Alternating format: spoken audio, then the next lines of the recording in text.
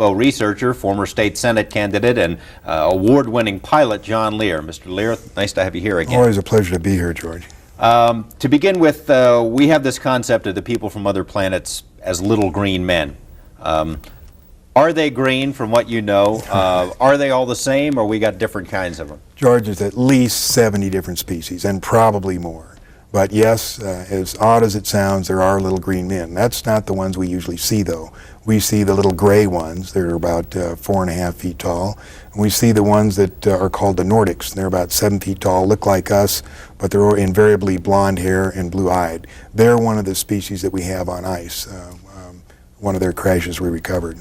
Obviously, with different species, they have different motives. I mean, are there good aliens and bad aliens, good from what you aliens know? and bad aliens, and all kinds of ways and reasons for interacting with us.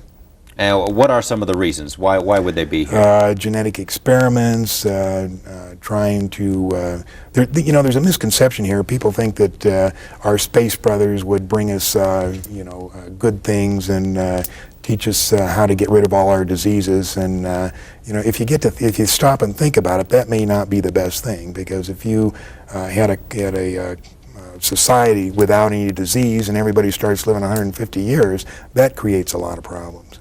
So they would not meddle in that way. You believe, in part, that the movies E.T., Close Encounters of the Third Kind, were not entirely just the creative products of some Hollywood director, that maybe there's more to that. Why don't you explain? They were carefully guided by representatives from MJ-12, who is this organization that is in charge of the cover-up, in order to get us ready for the release of the information that there are indeed aliens. And in both those movies, they used small little creatures and in order to get us ready for this release of information. So to prepare us that the idea of benevolent aliens from outer space are going to help us out. Unfortunately, they're not so benevolent. So they made probably one of the most disastrous mistakes when E.T. was put out.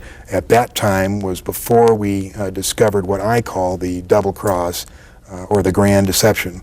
And they were trying to get us used to the benevolent little creatures, but that isn't the case. Why don't you take a couple of minutes? Now, you've done as much research on UFOs as just about anyone, I'd imagine, and if you haven't done it, you know people who have. Where did it all start, and how have we put this picture together of